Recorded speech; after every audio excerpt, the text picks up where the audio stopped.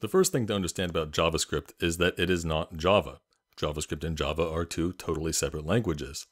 The confusion in the name stems back to the origin of JavaScript back in 1995 at Netscape, the makers of the first popular web browser Netscape Navigator. Brendan Eich was tasked with creating a new language that would be embedded in the browser, and he originally intended to call the language LiveScript, but the marketing people decided they wanted to ride the coattails of this other new language called Java, which was also being embedded in the browser, though in a different way. So Netscape and Sun, the creators of Java, reached a deal where Netscape could use Sun's trademark to call their language JavaScript. Originally, JavaScript was only implemented in the Netscape browser, but then Microsoft implemented it in their Internet Explorer browser, calling it JScript to avoid trademark infringement of the Java name owned by their rival Sun. A few years later, a standard for the language was created by a European standards body called ECMA, but they called the language ECMAScript. So that's actually the official name for the language, but in practice, everyone still just calls the language JavaScript. For most of its history, the vast majority of JavaScript code written has been written to run inside a web browser.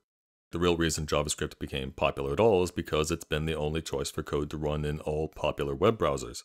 For a long time, in fact, the only JavaScript interpreters that existed were those inside the browsers. In recent years, though, a few JavaScript interpreters have been created that run outside the browser, and they're beginning to pick up some use.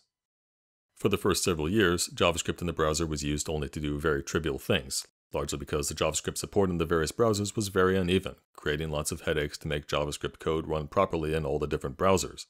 In the last decade, though, people have begun doing more and more ambitious things with JavaScript in the browser as the major browsers continue to optimize and expand their support of the language. When you write JavaScript code to include in a web page, your code sees the content of the page as what's called the DOM. The DOM, standing for Document Object Model, is the hierarchy of objects that represent the content of the web page. We can access and manipulate the elements of the DOM using a set of standard functions included in the browser's JavaScript interpreter. User interactions with the page can trigger JavaScript code to run, and that code can then manipulate the page in any way desired. So we can do things like, say, change the color of some text on the page when the user clicks a picture. In this unit, we're not going to cover the DOM or JavaScript in the browser at all. We're just going to cover JavaScript, the language itself. The basic data types in JavaScript are really all the same things we saw in Pidgin.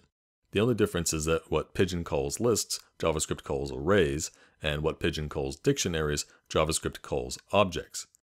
It must be said that JavaScript chose poor terms. The term array in predating languages refers to something similar to a list, but not exactly the same, and the term object in programming is often used generically to mean any kind of value. So JavaScript is confusingly using object to refer to a specific kind of object, the kind which in other languages we call a dictionary or a map. In Pidgin, all of the operators are reserved words, but in JavaScript, as in most languages, most of the operators are symbols.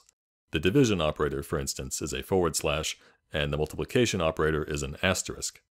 An even bigger difference with the operators is that, like most languages, but unlike Pidgin, JavaScript uses infix notation, the style of notation most commonly used in mathematics. So here we see x times 3 plus 9. Both the multiplication operator and the addition operator are binary operators. They take two operands, one on the left and one on the right. The question here then is which of these operations is performed first? Well, in infix notation, the operators have an assigned order of precedence, and the multiplication operator in JavaScript has a higher precedence, so the multiplication is done first.